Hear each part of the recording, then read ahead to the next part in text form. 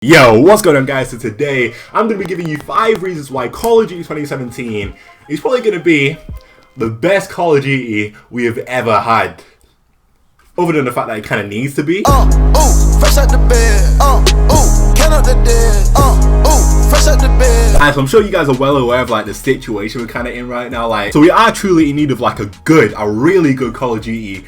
And that's a lot of weight on Sledgehammer's shoulders. Just best believe that, man. Like, they know a lot depends on them right now. So I think they'll pull through. I really do. Hopefully they do it anyway. But anyway, let's get into the first one real quick. Starting off with boots on the ground. Now, I'm pretty sure these are pretty simple. You guys should have known that was going to be in the list. But this next Call of Duty has got to be boots on the ground. It's pretty much like kind of already been confirmed on Twitter. I think they've already said like it's going to be boots on the ground. I don't know if they said it directly. That's kind of weird. I know. Like, they tweeted it out saying like he's going to be boots and he's going to be ground. He tweeted out loads of different stuff like hinting towards it being boots on the ground, but he's not like directly said it. But I'm pretty sure we're like 100% sure it's going to be boots on the ground, man, which is a good thing. Like, if we're going to make like the best Call of Duty ever, it has to be boots on the ground. No jetpacks, no triple jumping, no flying across the map, none of that. It has to be boots on the ground, man. And that's why, one of the reasons why I think this might be the best Call of Duty ever, just because we're back, man. We're back to boots on the ground. But anyway, the next one is back to its roots. Now, I'm pretty sure I saw this on Twitter as well. I think it might have been on Charlie Intel, actually. I don't think they actually directly tweeted it out themselves. But either way, back to its roots. Now, this could be like interpreted like different ways. Obviously, it could mean we're just going like back to boots on the ground. But back to its roots could also mean like we're going back to the past. We're going in like, I don't know, the Vietnam War. That's what a lot of people have been saying. So if that's the case, man, that would be mad. Vietnam War, I'm pretty sure that was like near a jungle and stuff like that. So we'd be going through like different trees, like crawling. Man, it would be sick. It honestly would be sick. So if it's back to its roots as in back to the past, I'm down for that, man. I really am. Either way, even if it's just like boots on the ground, maybe set a little bit into the past, even present day, man, I'm down for that. I'm happy with that. Back to its roots, original Call of Duty is also the best Call of Duties. That's what we need right there, man. So back to its roots is obviously a plus side to making the best Call of Duty ever. It honestly might be the best Call, man. If it actually is, we're back. We actually are back. It kind of needs to be. Anyway, man, the third reason is the campaign. Now, you might be a little bit confused by this one, to be fair. Like, the campaign, obviously, a lot of people really don't care about it. But me, personally, I love the campaign. That used to be, like, the first thing I'd hop on, complete that real quick, and then I'd go on to multiplayer. But I just feel like, recently, in these past futuristic Call of Duties, like, obviously, the past 3, it's not been too good. I haven't actually played Infinite Warfare's campaign yet, just because I just doubt it will be good. I might be completely wrong, by the way, but I just haven't had the interest to play it. Black Ops 3 didn't enjoy. Advanced Warfare, I can't really remember it too much, but I doubt, like, because I don't remember it, I doubt it was too good, to be fair. So, but trust me, man, a boots on the ground Call of Duty set in the past, back to its roots, makes an amazing campaign. It really does. As long as they've got like a good storyline, it's crazy. Like, for example, if it's set in the Vietnam War, like people have been saying, we're gonna be like crawling through bushes, all different stuff, like crawling through the jungle.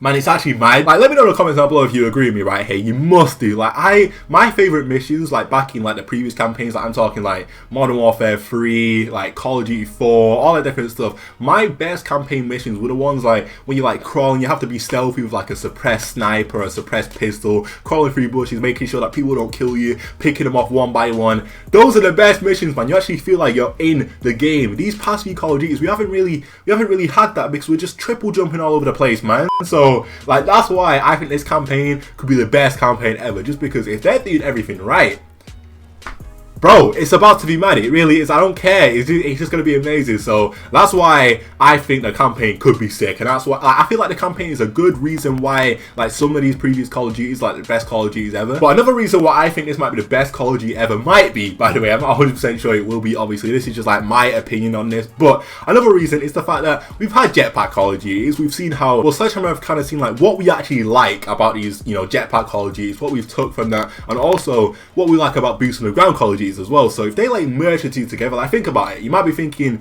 what is it to like about jetpack Call of Duties? But think about it like this, man. Obviously, if you think back to like, you know, boots on the ground cars, right? Obviously, it's boots on the ground. That's what we like about those cars, you know. It's boots on the ground. It's nice. It feels like an actual war game. But then jetpack Call of Duties, what do we like about those? Now, personally, and I know a lot of people will agree, it's fast paced. Like, regardless of like the jetpacks and stuff, it's fast paced. You get into the action really, really quickly, so you're getting a lot of kills and stuff. That's what I do enjoy about like these jetpack Call of Duty. So if they merge the two together, think about that, man. Fast paced and boots on the ground. Bro, that's a nice Call of Duty right there. Like, you might not agree with me, you might just like a slow-paced Call of Duty. Nah, I really don't, man. I like a fast-paced Call of Duty with its boots on the ground at the same time.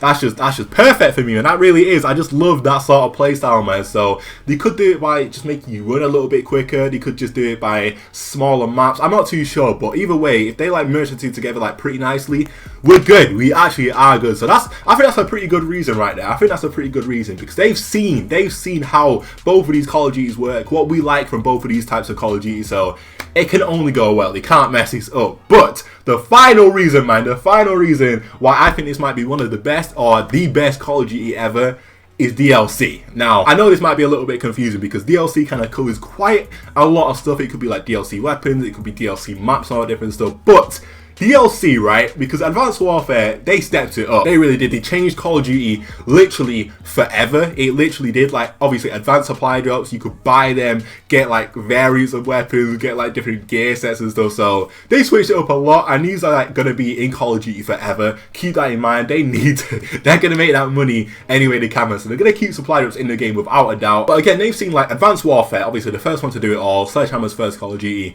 They've seen like how people liked the supply drops and also how people didn't like the supply drops as well, to be fair. So they should know what they're doing with this next one with the DLC. If they're dropping like DLC weapons, because let's be real, we all love DLC weapons. Like, even though sometimes in like Black Ops 3 or Advanced Warfare you would have to like legit pay for supply drops to get these DLC weapons, Infinite Warfare did it right. Think about that, man. Yeah, they salvage a way for you to actually buy these DLC weapons or DLC variants and stuff rather than actually spending money on these supply drops to get them. So if they do that, if they like add like a currency system where you can actually, I don't know, grind the game to get this DLC, bro, it's all fine. Like, people wouldn't really complain as much. I mean, obviously, it's still kind of annoying because you'd obviously have to grind the game to get that currency. But either way, we all love DLC weapons. Like, even if you hate supply drops and all different stuff, if you see a DLC weapon, a new DLC weapon that came out, I don't know, that same day, you saw that on the floor, you gotta pick it up. You gotta pick it up just because it's something new, man. It's a new weapon in the game. You just want to see what it's like. Everyone loves that sort of feeling, man. So